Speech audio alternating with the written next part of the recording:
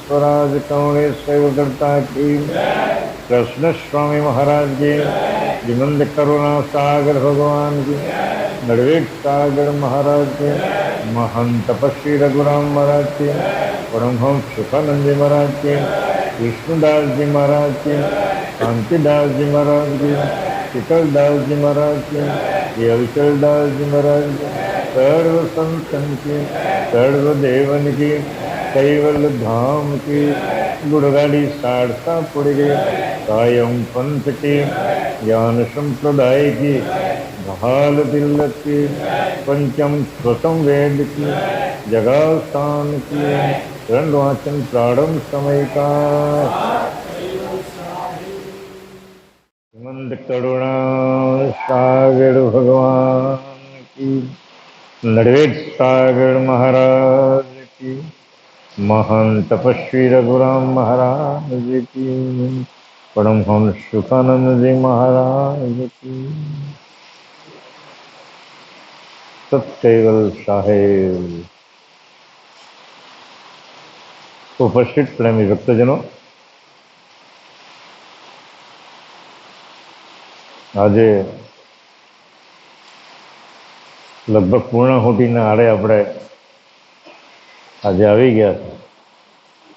काले आपणो छेल्लो दिवस पूर्णाहुति नो। अत्यार सुधी में आपणे जे स्थूल देह, सूक्ष्म देह, कारण देह, एनी पर छे महाकारण देह अने छेल्लो देह छे परम कारण देह।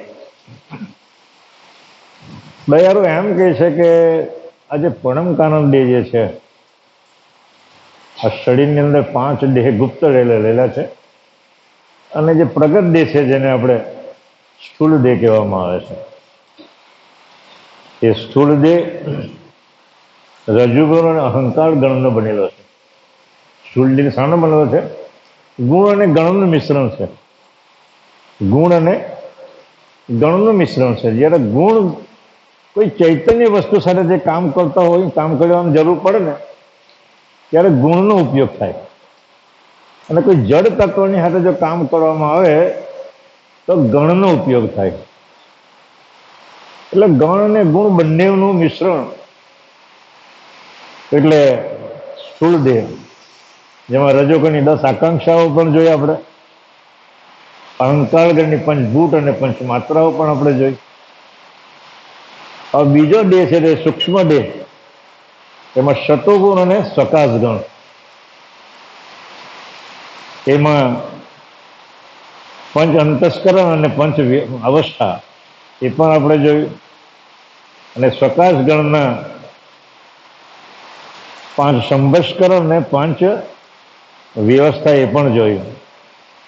આજે હવે આપણે જોવાનું છે કારણ દેહ. કારણ દેહના 10 કારણની ઉલટ ક્રિયા. ત્રીજો જે દેહ છે એ ત્રીજો પ્રકારનો જે દેહ છે એ કારણ દેહ, જે એની 10 ઉલટ ક્રિયાઓ આપણે જોવાની છે. એ કારણ દેહના જે 10 કાર જે છે એ સ્વભાવકાર, બીજો એક કામનાકાર, ત્રીજો એક આક્રાંતકાર, અને ચોથો છે આશ્ચર્યકાર, પાંચમો છે દ્વેષકાર, છઠ્ઠો છે પૃથકકાર, સાતમો છે વિપરીતકાર, અને આઠમો છે અજ્ઞાનકાર, અને નવમો છે રાગસકાર, અને 10મો છે વૃદ્ધિઅંતકાર. આ 10 પ્રકારનો જે કાળ જે છે એની દયાળુ આપણને વાત કરે છે. શું કહે છે કે હવે તમોગુણના 10 કાળનું વર્તમાન તમને કહું છું. જે કારણ દેહની અંદર સૂક્ષ્મ રીતે રહેલા જે કાળ, 10 કાળ, એ 10 કાળનું જે વર્તમાન હું તમને હવે કહું છું. કહે છે કે પ્રથમ જે સ્વભાવકાળ, તે તત્વનો સ્વભાવ ત્રિવિધ છે. આપણો જે સ્વભાવ છે ને જિંદગીમાં કદી બદલાતો નથી. જેવો જેવો સમય અને સંજોગ, જેવી જેવી પરિસ્થિતિ, જેવો જેવો એનો કાળ પ્રદેશ, તે પ્રમાણે સ્વભાવનું પરિવર્તન થયા કરે. કોઈ દુષ્ટ માણસ આપણે બેસીને આવ્યો હોય તો તેની સાથે સારી સારી વાતો કરીએ, રસ્તેથી આપણો કોઈ દુશ્મન જતો હોય તો તરત જ આપણો સ્વભાવ બદલાઈ ગયો, પૂર્વનું આપણું યાદ આવી જાય. એટલે સ્વભાવકાર જે છે દયાળુ અહીંયા મૂકેલો છે આપણા શરીરના અંગને વિશે, એ એના સમયના સંજોગો પ્રમાણે બદલાયા કરે. પણ આ સમયના સંજોગો પ્રમાણે જે સ્વભાવ બદલાય છે એ સ્વભાવ તમારે પરમપતિને મેળવવા માટેમાં એને કામમાં લેવાનો છે. ઉલટ પંચી કરી આ આપણને શીખવે છે. શું શીખવે છે આપણે? એ વાસ્તવિક જીવનમાં આપણો સ્વભાવ બદલાય જ કરે, પણ જ્યારે પ્રવૃત્તિ આપણે જ્યારે સત્સંગની પ્રવૃત્તિમાં આપણે એનું પ્રાધાન્ય, આપણે એનું એ કરીએ, આપણું સત્સંગ કરીએ, ત્યારે સ્વભાવ જે આપણો પરમપતિને મેળવવાનો છે, પરમ ગુરુને મેળવવાનો છે, અને લક્ષ્ય બોર્ડનું આપણે ચિંતન કરવું છે, એ સ્વભાવ કદી છોડવો દયાળુ આપણને એ કહે છે. એ જે સ્વભાવ કાળ જે છે એ પાછા કેવા છે? ઉત્તમ, મધ્યમ અને કનિષ્ઠ હોય. સર્વ અંશો એ પ્રમાણે વિવિધ વર્તમાન કરે. દરેક અંશો એના સમય, એના સંજોગ અને એના વાતાવરણ પ્રમાણે સ્વભાવ બદલાયા કરે એમ. એટલે એ પ્રમાણે સ્વભાવ ત્રિવિધ વર્તમાન કરે. વર્તમાન કનિષ્ઠ અને મધ્યમ પ્રવૃત્તિનો ત્યાગ કરો. સ્વભાવ જે હોય એમાં મધ્યમ પ્રવૃત્તિનો છે કે કનિષ્ઠ પ્રવૃત્તિનો છે? આપણે સ્વભાવ મંદિર આવ્યો હોય તો આપણો સ્વભાવ કેવો ઉત્તમ હોય? પરમ ગુરુના દર્શન કરવાના, એના ચરણમાં આપણી વૃત્તિને સમર્પિત કરવાની, એના પુષ્પને આપણે ચરણાવલિક જે હોય અને માથે શીર પણ ધારણ કરવું. આ જે પ્રકારનો જે સ્વભાવ છે આપણો, એ સ્વભાવ કેવો કે ઉત્તમ પ્રકારનો સ્વભાવ. અને કનિષ્ઠ પ્રકારનો સ્વભાવ એ વિષય પ્રવૃત્તિમાં આપણે જે રચ્યા પચ્યા રહે, આપણી દ્રષ્ટિની પણ એવો વિકાર આવી જાય, તો એ કનિષ્ઠ સ્વભાવ છે. એ સ્વભાવને પેલી તરફ વળવા દેવાનું નથી આપણે. પણ ઉત્તમ જે સ્વભાવ છે આપણો, જે પરમ ગુરુને પ્રાપ્ત કરવાનો, પરમ ગુરુની સાથે સ્નેહ બાંધવાનો, એની વૃત્તિની સાથે આપણી વૃત્તિને જોડવાનો, જે આપણો જે સ્વભાવને આપણે અખંડ રાખવાનો છે. આ જે કનિષ્ઠ ને એટલે મધ્યમ જે સ્વભાવ છે એને પરમ ગુરુના જ્ઞાનની સાથે એને મેળવવાનો. એટલે એ પરમ ગુરુ આપણને કહે છે તમારો જે સ્વભાવ છે જે ઉત્તમ પ્રકારનો સ્વભાવ એ જ કહે છે કે તમે પરમ ગુરુની સાથે તમારે પ્રીત બાંધો એમ.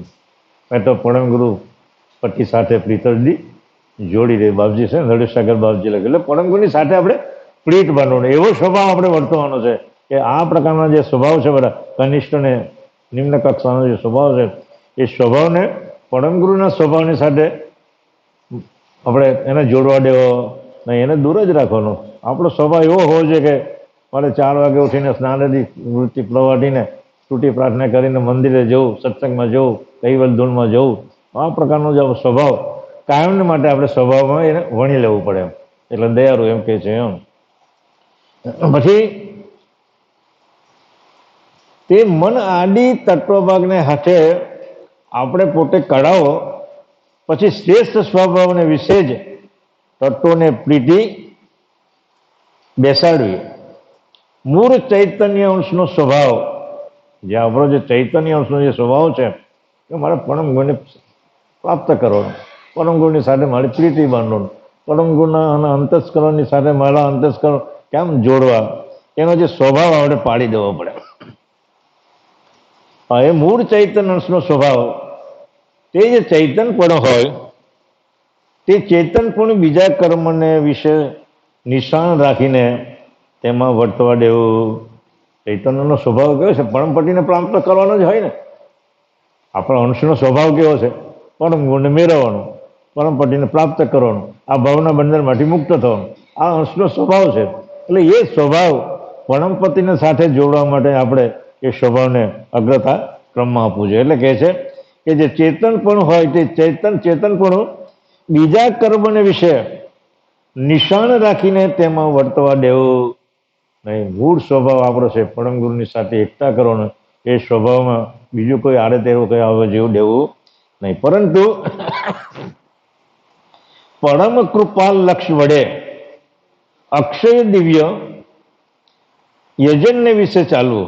શું કહે છે? પરમ ગુરુનું જે લક્ષ્ય આપણને જે મળેલો છે એ પરમ ગુરુના લક્ષ્યને જ કેન્દ્રિતમાં રાખીને એનું યજન ભજન આપણે કરવું અને એ રીતે યજનને વિશે ચાલવું આપણે. એટલે ભજનમાં જ તીવ્ર રૂપે એનું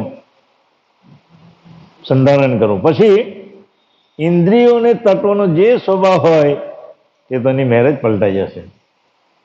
આપણે અંશને જો એમાં સ્વભાવ પડી જાય તો ગમે તેવી તત્વ પ્રવૃત્તિ આપણે આચરતા હોય ને તો એ તત્વ પ્રવૃત્તિ તમને આડે આવે એનો બી એક સ્વભાવ પડી જાય. અંશનો જો સ્વભાવ પરમગુણને પ્રાપ્ત કરવાનો હોય તો પેલી જે પ્રવૃત્તિ, જે તત્વની પ્રવૃત્તિઓ, એ તત્વની પ્રવૃત્તિ પણ તમને પેલી તરફ લઈ જાય. એટલે પરમગુરુને મેળવવા માટેમાં એ પણ હવે તમને સહાયતા કરે. એટલે આ સ્વભાવ જે કહે છે એ સ્વભાવ પર તત્વનો જે સ્વભાવ તે પણ પલટાઈ જશે. તે કેવા પલટાઈ જશે? જેવી પોતાની ભાવના હોય તે પ્રમાણે સ્વભાવ પલટાઈ જશે. જેવી તમારી ભાવના હોય, પરમ ગુરુને પ્રાપ્ત કરવાની હોય તે ભાવના હોય તો તે પ્રમાણે આ જે તત્વો વર્તવા થઈ જાય. આ બીજા કોઈ મિત્ર આવી અને વર્ષોથી આપણી સાથે એનો સંબંધ હોય તો તેની સાથે આપણે વર્ષોને યાદ કરીએ, તે સ્વભાવ પણ તે વખતે બદલાઈ જાય, તે તત્વ બી તે પ્રમાણે એના અનુરૂપ થઈ જાય એમ. એટલે એ રીતે આ તત્વોની જે ક્રિયાઓ છે એ તમારા સ્વભાવની પણ આધાર રાખે છે. એ સ્વભાવ જો આપણો પરમપતિને સાથે મેળવવાનો જો સ્વભાવ થઈ ગયો હોય તેમાં કોઈ જાતની અડચણને આવવા દેવું નહીં. એટલે કહે છે જેવી પોતાની ભાવના હોય તે પ્રમાણે સ્વભાવ પલટાઈને વર્તશે. જેમ લોખંડનો સ્વભાવ શ્યામતાવાળો છે, તે પણ તે પારસને સ્પર્શ કરીને કંચન થાય છે. સ્વભાવનો ગુણ કેવો છે તે બાપજી અહીંયા બતાવે છે કે ભાઈ એમ લોખંડ હોય, લોખંડ તો શ્યામતાવાળું હોય, કાળું કાળું હોય, પણ એને પારસની સાથે જે એકતા કરવામાં આવે તો રૂપ ને રંગ બદલાઈ જાય, એની કિંમતે બદલાઈ જાય. લોખંડ કેવું થઈ જાય? સોનાનું થઈ જાય. સત્સંગનો પ્રભાવ પણ આવો છે. મને એક અહીંયા સત્સંગની વાત છે તે યાદ આવે છે કે કોઈ એક ગામમાં એક સુખી સંપન્ન કુટુંબ રહેતું હોય, પરિવાર રહેતો હોય, બધી જ રીતે સુખી સંપન્ન, ઘરમાં જહોજલાલી આ તે, અને ઘરમાં બાપ ને દીકરો અને એની માં, 3 ફેમિલી. એ 3 ફેમિલી એટલી બધી સુખ સંપન્નની વાળી. અને છોકરો નાનો થયો તો પછી મોટો થયો, એનું નામ છે શંભુ. એ શંભુ ભાઈ 20-22 વર્ષનો થયો અને વ્યભિચાર માટે આજુબાજુના ગામડાની શોધખોળ કરે. તો શોધખોળ કરતા કરતા એક સંસ્કારી ગરીબની દીકરી, સંસ્કારી પણ ગરીબની દીકરી, એને આ લોકો પસંદ કરી. હંમેશા એટલું યાદ જો, ગરીબ દીકરી હંમેશા સંસ્કારી જ હોય, એટલું માર્ક કરજો તમે. કારણ કે એમાં ધન સંપત્તિ હોય ને, એ બધું ફૂલી ફાલીને અઠવાડિયામાં 2-4 વાર નવી ચંપાલો લાવે ને, આ લાવે ને, તે લાવે ને, બધું જાત જાતનું લાવે. એટલે એમાં સંસ્કાર હોય ને એમ. પણ આ બિચારી ગરીબની દીકરી, એટલે સંસ્કારી દીકરી. સવારના 4 વાગે ઉઠે એમ કે, અને સ્નાનની ક્રિયા પટાવીને 5 વાગે ભગવાનનું દીવા પૂજા કરે, અર્ચન કરે, સંસ્કાર કરે, અને એને કર્મમાં પરવાડીને એનું ઘરમાં કામ કરે. પણ જેવી પેલી દીકરી પરણીને આવી ને, તો એનો તો સ્વભાવ જેવો છે કે 4 વાગે ઉઠીને મારે નાહી ધોઈ પરવાડીને સ્નાનની ક્રિયા પટાવીને મારે તો પ્રભુ ભજન કરવું, લક્ષ ભજન કરવું, દીવાબત્તી કરવી, અને સવાર થાય એટલે મંદિરે જવું. ગુરુવાર, પૂર્ણિમા હોય, બીજ હોય કે 11 હોય, એવા સારા સારા દિવસે મંદિરે જવાનું. આવું બધું એ સંસ્કારી દીકરી બધું કરતી એમ. તો જેવી પેલી પરણીને આવીને, એટલે એના ઘરમાં કોઈ નિશાન નહીં મળે, ભગવાનના કોઈ ફોટા નહીં મળે, કોઈ મંદિરો નહીં મળે, કશું જ નહીં મળે. પેલી દીકરી જે પરણી આવીને એને શંભુને કહે, પતિદેવ આપણા ઘરમાં કંઈ મળે જ નહીં આવું એમ કે. કેમ કે અમે તો એમાં કંઈ માનતા જ નથી. આજે પણ કેટલાક પુરુષો એવા છે, એમ પાસે એવા લેખકો પણ એવા છે કે નાસ્તિકવાદ છે. એ ભગવાનને માનતા નથી, ઈશ્વરને માનતા નથી, પણ દયાળુ આપણે નાસ્તિકની વ્યાખ્યા એ આપી છે. કરુણાસાગર ભગવાને નાસ્તિકની વ્યાખ્યા એ આપી છે કે નાસ્તિક અને આસ્તિક. નાસ્તિક એટલે ન માનનારો જે વર્ગ હોય ને તેને નાસ્તિક કહેવાય, અને આસ્તિક એટલે જેને ભગવાનની માન્યતા હોય એને આસ્તિક કહેવાય. પણ દયાળુ એ ખોટી વાત ધરાવે છે. કે નાસ્તિક એટલે જે લોકો નાશવંત શરીરને માનનારો વર્ગ છે, જે લોકો નાશવંત શરીરને જે માનનારો વર્ગ છે તે નાસ્તિક છે. પણ આસ્તિક એટલે પરમ ગુરુ કહે છે કે જેના ગળમાં દીવો, પ્રાર્થના, આ તે બધું હોય એ જ આસ્તિક કહેવાય. પણ નાસ્તિક તો કોને માને? ભગવાનને માનતો જ નથી. જેનો, અને એ કોને પાલે પાસે? જે બધા નાશવંત જે પુરુષો થઈ ગયા ને એને માનનારો વર્ગ છે, એ નાસ્તિક છે એમ કે. દયાળુ એવું કહે છે. એટલે કે પેલી દીકરી તો પરણીને આવી, પણ ઘરમાં એવું કોઈ સાધન મળે નહીં. બીજે દાડે સવારને ઉઠે છે તો કોની પૂજા કરે? પતિદેવની પૂજા કરે છે. બીજું ધર્મનું સાધન મળે નહીં, એટલે એના પતિદેવને કહે, શંભુ એક કામ કરજો ને જરા, કાલે આપણે બાજુના શહેરમાં જઈએ અને નાનું સરખું મંદિર, ભગવાનની મૂર્તિ, ભગવાનના ફોટા આપણે લઈ આવીએ એમ. પેલી બાઈનું માનીને લઈને માણસો મંદિર લાવે, કૃષ્ણ ભગવાનની મૂર્તિ લાવે, અને ફોટો લાવ્યા ને એને સવારના પોરમાં પૂજા અર્ચના કરે. સાંજનું વાળું કરીને એના પતિ જોડે થોડી સત્સંગની વાતો કરે એમ કે તમે કેમ માનતા જ નથી? ભગવાન તો આ છે, જગતની રચના જેને કરેલી છે, જેને આપણને ઓહંગ સોંગ જે પ્રણવ આપણે આપી રહેલો છે, એને તમે નથી માનતા? એક શ્વાસમાં 14 લોક ખરીદાય એટલી તાકાત આ એક શ્વાસમાં છે, એક પ્રણવમાં છે એમ કે. તો એવા સર્જનહારને તમે કેમ નથી માનતા એમ કે. એટલે ધીમે ધીમે રાતના બેસેલા આવી બધી સત્સંગની વાતો કરે, એમ તેમ કરે. અને 5-6 વર્ષ થયા પછી એક ગામમાં એક સાધુ, નિર્દોષ સાધુ, વૈરાગ ધારણ કરે એવા સાધુ પુરુષનો એના ગામમાં પ્રવેશ કરે છે. અને પેલી જે બેન, જે ઘર છે એનું, એ ઓટલે ઊભી છે અને તેના ઘરમાં પેલી બેને આવકાર આપીને એને પાણી પીવાનું બેસાડે છે. તો સાધુ કહે છે, બેટા તારી ઉંમર કેટલી? એમ કે. એટલે પેલા બેનને એમ થયું કે આ સાધુ મહારાજ જો પ્રશ્ન પૂછે તો કંઈક સંકેત તો એમાં હોવો જોઈએ ને. કઈ સંકેત છે મને એવું લાગે છે. બાકી આવું કઈ પ્રશ્ન પૂછે ને તારી ઉંમર કેટલી એમ, એટલે પેલી બેન છે પરણીને આવે છે દીકરી પેલી, તે બહુ વિચાર કરીને એને જવાબ આપ્યો કે મહારાજ બાપજી મારી ઉંમર છે ને 20 વર્ષની છે.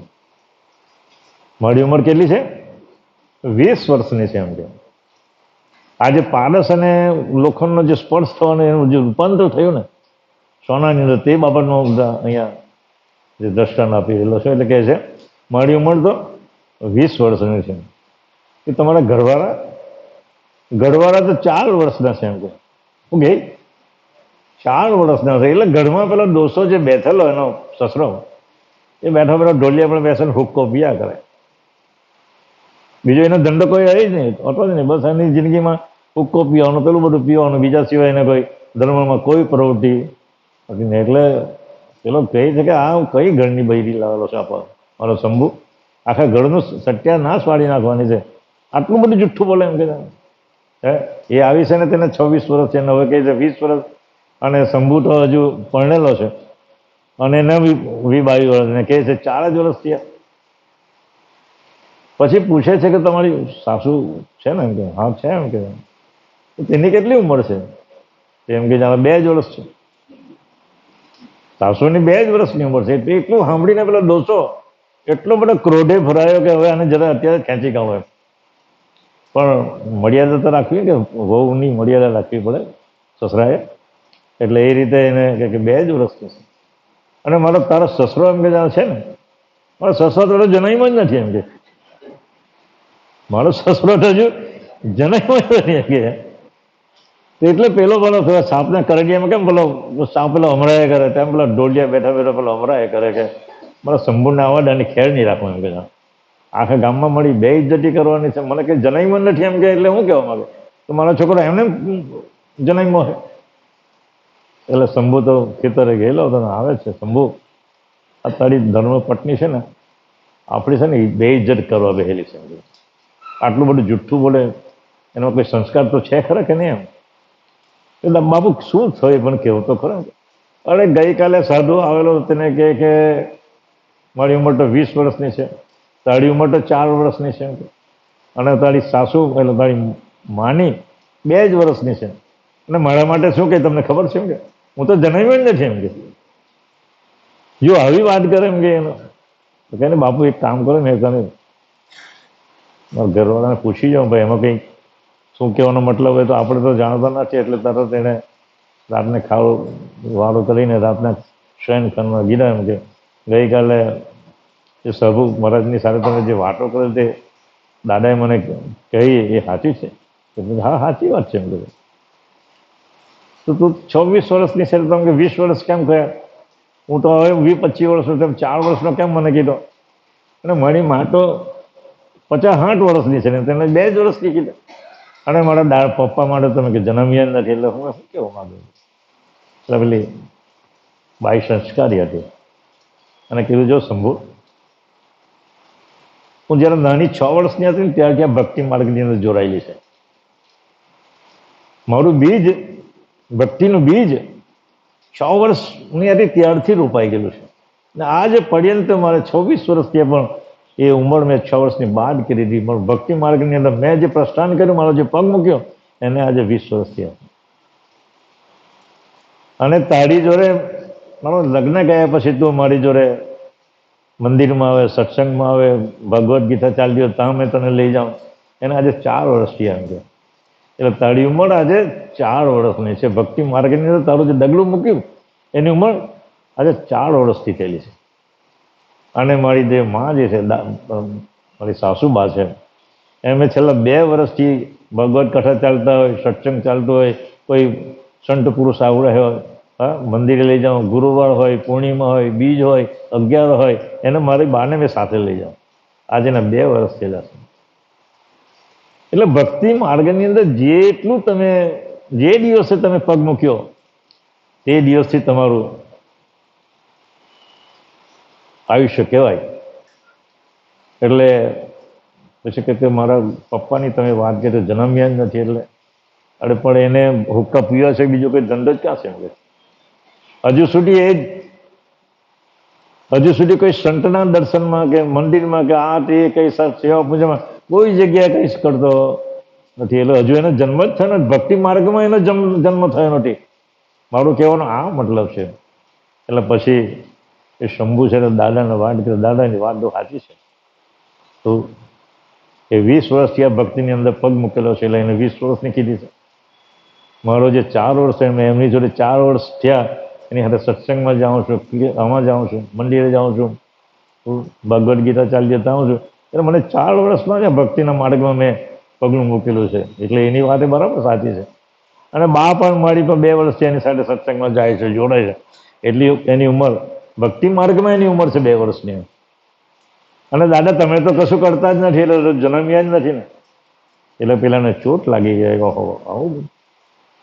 એટલે આખું ફેમિલી પછી તો ભક્તિ માર્ગની અંદર એવું પલટાઈ ગયું જેમ પેલું લોખંડ સાથે પારસ મળે અને એનું સોનું થઈ જાય, રૂપાંતર થઈ જાય, તેમ આખું આ ફેમિલી એને સંસ્કારી દીકરીને લીધે આવી તો એનું પરિવાર આખું રૂપાંતર થઈ જાય અને ભક્તિ માર્ગની અંદર પડી ગયેલે. આ સત્સંગનો પ્રભાવ એટલો છે. તમારું જેટલું તમારા પ્રણવમાં સત્સંગ કરો, આજે 1 મહિનાથી તમે આવો છો તો એ તમારું ભાગ્ય કેટલું ઉજળું હશે.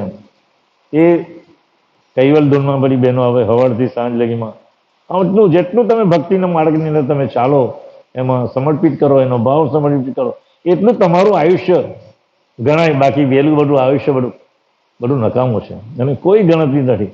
આ આયુષ્યની ગણતરી કૈવલ કરતાના બાહ્ય પ્રકાશ વૃત્તિના ચોપડામાં નોંધાય છે. શામાં નોંધાય છે? કૈવલ કરતાની પ્રકાશ વૃત્તિ એટલે બાહ્ય વૃત્તિની અંદર એના ચોપડાની અંદર આ તમારો સત્સંગ, તમારો કૈવલ ધૂન, આ મંદિર આવવાનું, આ બધું ત્યાં નોંધાય છે. તેટલી તમારી ઓર છે. અને એનું ફળ, એ ફળ શું મળશે તે કાલે આપણે જોવાના છે. 383મું પાનું છે. એ ફળ કાલે આપણે જોઈશું. એટલે કહે છે કે લોખંડનો જે સ્વભાવ શ્યામતાવાળો છે તે પણ તે પારસને સ્પર્શને કંચન થાય છે. એક પ્રકારે તત્વભાગનો પ્રભાવ પરમાર્થથી થઈ જશે. એટલે તમારો જે સ્વભાવ છે તત્વની અંદર જે પડેલો છે એ સ્વભાવને લીધે તમારા તત્વની જે પ્રવૃત્તિ છે તે પણ તમારી બદલાઈ જશે અને એ પ્રમાણે તમે પરમાર્થી થઈ જશે. હવે જે આક્રાંત કાળની જે પ્રવૃત્તિ છે તે વિષયના વિષય ભાવને વિશે આક્રાંત વર્ત સ્વતત્વ રહેશે. તે અકારણ આક્રાંત પર છોડાવીને સત્ય ધર્મને વાળો. જે આક્રંદ જે કાળ છે, બીજો જે કાળ છે તમારા અંતર સ્વરૂપની અંદર જે વર્તીલો છે આક્રંદ, એવો ક્રોધાતીત આક્રંદ કાળ, એ આક્રંદ કાળ ધર્મને વિશે વાળવાનો છે. આપણે ધર્મને વિશે વાળવાનો છે. એને વિષય ભાવને વિશે, વિષયના વિષમ ભાવને વિશે આક્રાંત વત સર્વે તત્વ રહે છે. તે અકારણ આક્રંત પણ છોડાવીને સત્ય ધર્મને વિશે વાળવો છે. આ શરીરમાં જે આક્રંત કાળ જે વર્તી રહ્યો છે તે આક્રંત શું કરે? તમને ભક્તિ માર્ગમાં જોડાવા નહીં દે, પણ એને વાળવીને સત્ય માર્ગે વાળવાનો છે. તમારા સત્યને માર્ગે એને વાળવાનો છે. અને એ રીતે આ કારણ આક્રંત પણ છોડાવીને સત્ય ધર્મને વિશે વાળવાનો છે. હવે ત્રીજો જે કાળ છે કામના કાળને વિશે, નિજ અંશની ભાવનાએ સર્વને વિશે કામના વસે છે. શું કહે છે? જે કામના કાળ છે એ કામના કાળ જો ન મૂકેલો હોય ને એની સાથે અહંકાર ગણનું જોડાણ છે. એ અહંકાર ગણ એટલે કામના કાળમાં એ વિશેષ વૃદ્ધિ કરે પાછો. જેમ અગ્નિને અંદર ઘી ઓવવામાં આવે ને તો એ અગ્નિ શાંત નહીં પડે, કેવું થાય? ભડકો થાય. એટલે આ કામના જે કાળ જે છે એ કામના કાળ અહંગ ચક્ષટોનો ભાગ રહેલો છે. એટલે તમને એ પ્રકારની ક્રિયા કરાવે, કામના કાળની ક્રિયા તમને કરાવે. પણ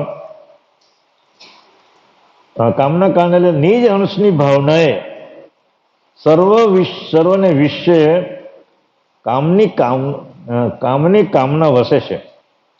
તે આપણી દ્રષ્ટિરૂપ કામનાને પાછી વાળી આડી તરફ વાળીને પરમપદને વિશે લગાવીએ. આપણે જે દ્રષ્ટિમાં જે કાળ છે, કામના કાળ પાછો અનંત ચક્ષરનું શેલાણી મકાન છે. આંખ પણ જે દ્રષ્ટિ પણ મૂકેલી છે ને અનંગ ચક્ષર એનું શેલાણી મકાન છે.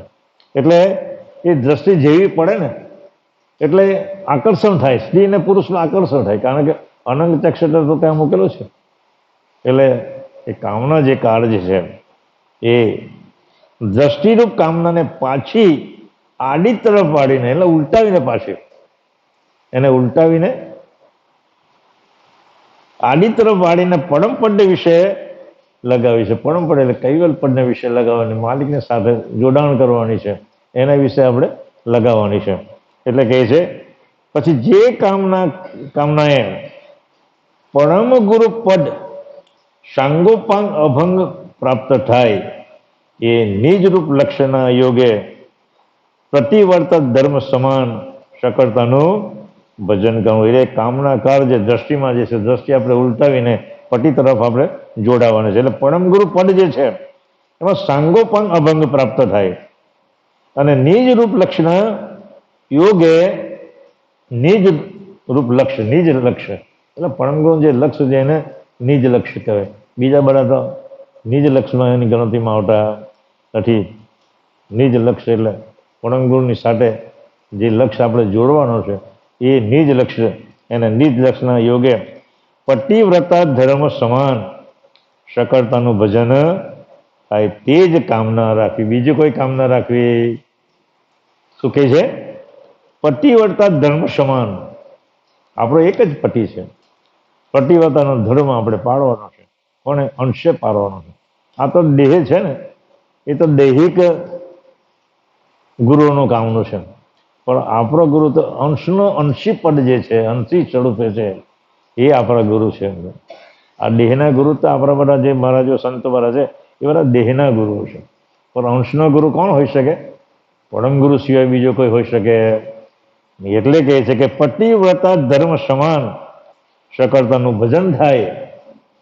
એ જ કામના રાખવી, બીજી કોઈ આકાંક્ષા રાખવી. પરમ ગુરુ સાથે મેરાબ કરો, પરમને લક્ષ્ય ભજન કરો, એના સત્સંગ કરો, એના ગુણગાન ગાઓ, એના સ્તુતિ પ્રાર્થના કરવી. એ જ કામના આપણે આપણા હૃદયમાં રાખવી, બીજી કોઈ કામના હૃદયમાં રાખવી નહીં તો એ કામના બધી આના સિવાયની જે કામના છે એ બધી માળ ખવડાવવાવાળી છે. કારણ શક્તિ સુધીની ઉપાસના બધી માળ ખવડાવવાળી છે. શક્તિ સુધી મેં તેજી કીધું, શક્તિ છે કહો કિન મુક્તિ પાય.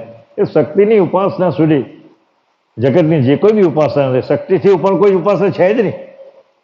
ભૌતિક સંપત્તિની વાત કરું, મેં વ્યવહારિક જીવનની વાત કરું, પરમ ગુરુ સિવાય બાકીની જે કંઈ બી ઉપાસનાઓ છે, શક્તિ સુધીની ઉપાસનાઓ, એનાથી સર્વશ્રેષ્ઠ કોઈ ઉપાસના નથી સિવાય કે પરમ ગુરુની ઉપાસના, લક્ષ્યની ઉપાસના છે. એટલે એ શક્તિ એ કામના કાર્ય જે છે, શક્તિ એટલે માળ ખવડાવે છે. દુનિયાના જેટલા સંપ્રદાયો છે આ સિવાય કાયમ પણ જ્ઞાન સંપ્રદાય સિવાયના દરેક સંપ્રદાયની આરાધના, એની ભક્તિ, એનો મંત્ર, એનો તંત્ર શક્તિને જ અનુસંધાનમાં છે.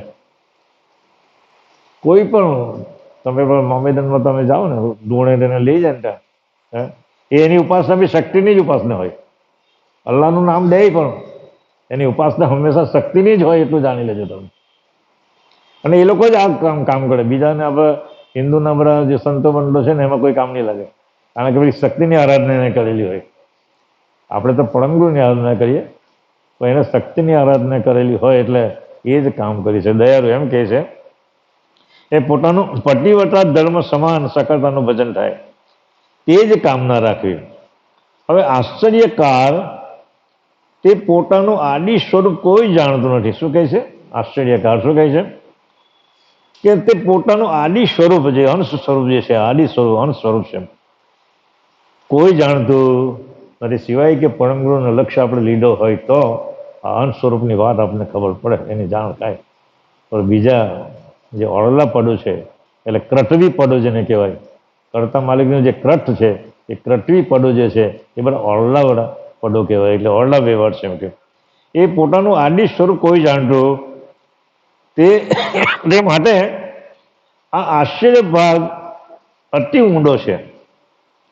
તેને જોઈને જેનાથી આશ્ચર્ય વૃદ્ધિ પામે તે કરો. એટલે આશ્ચર્ય આપણને જે વર્તતું હોય, પણ એ આશ્ચર્યકાળ બી પાછો આશ્ચર્ય પામે એમ, કારણ કે આપણે તો પરમગુરુના ઉપાસક છીએ ને.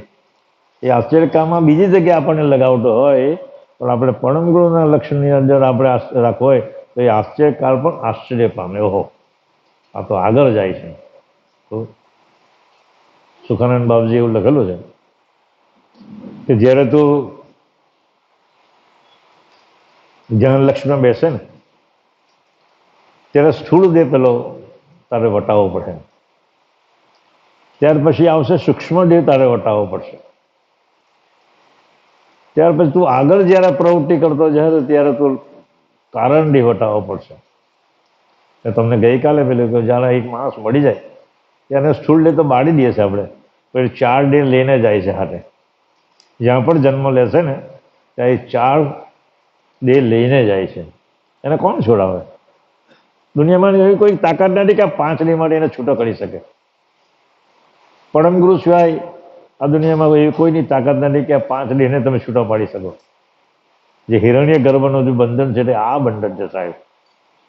એનેથી છોડવું તો બહુ મહાન મુશ્કેલી છે.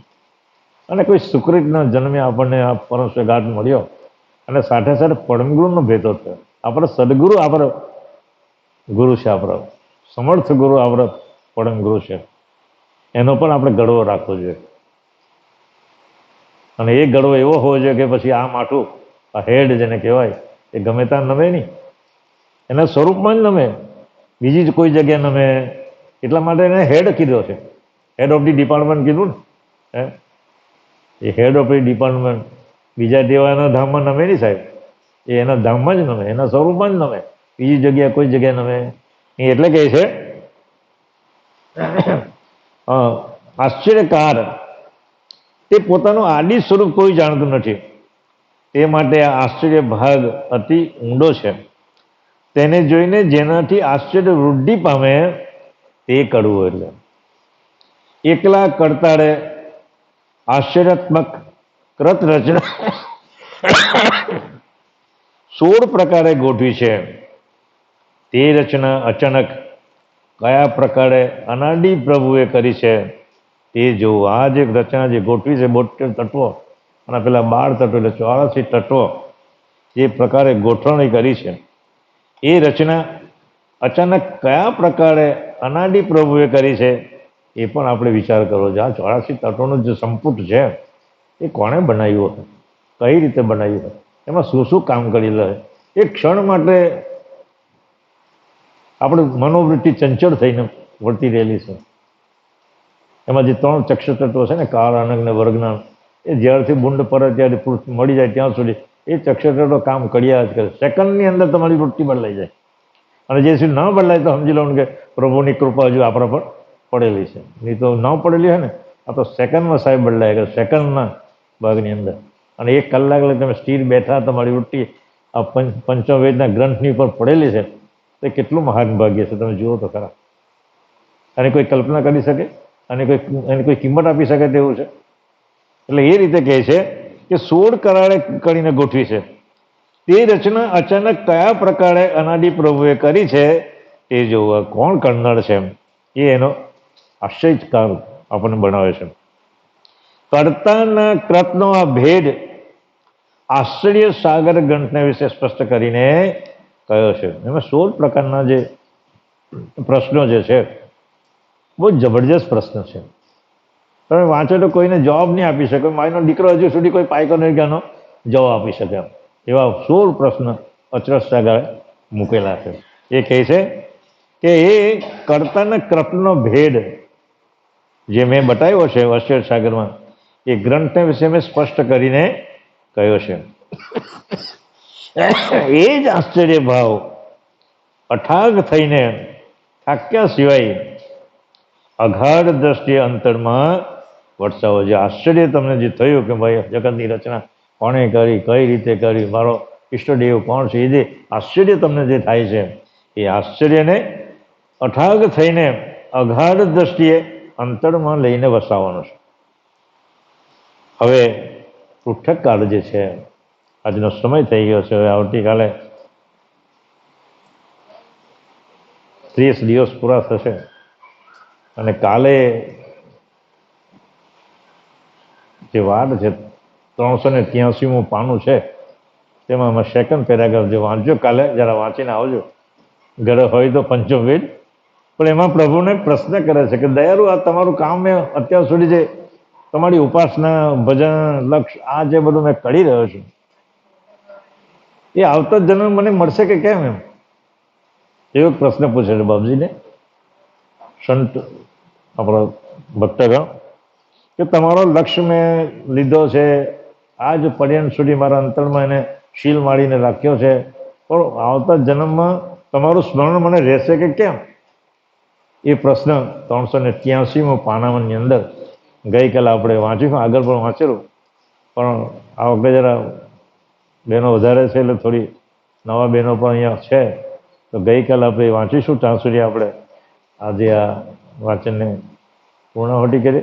શ્રીમંત કરુણા સાગર ભગવાન आद्य सकृत स्वराज कमलेश के करता की, कृष्ण स्वामी महाराज की, श्रीमंत करुणा सागर भगवान की, नरवेद सागर महाराज की, महान तपस्वी रघुराम महाराज की, परमहंस सुखानंद जी महाराज की, श्री विष्णुदास जी महाराज की, श्री शांतिदास जी महाराज की, शीतलदास जी महाराज की, श्री अविचल दास जी महाराज की, सर्व संतन की, सर्व देवन की, कैवल धाम की, गुड़गाड़ी साड़सा पड़ी, कायम पंथ की, ज्ञान संप्रदाय की, भाल तिलक की, पंचम प्रथम वेद की, जगह स्थान की, ग्रंथ वाचन पूर्णावधि समय का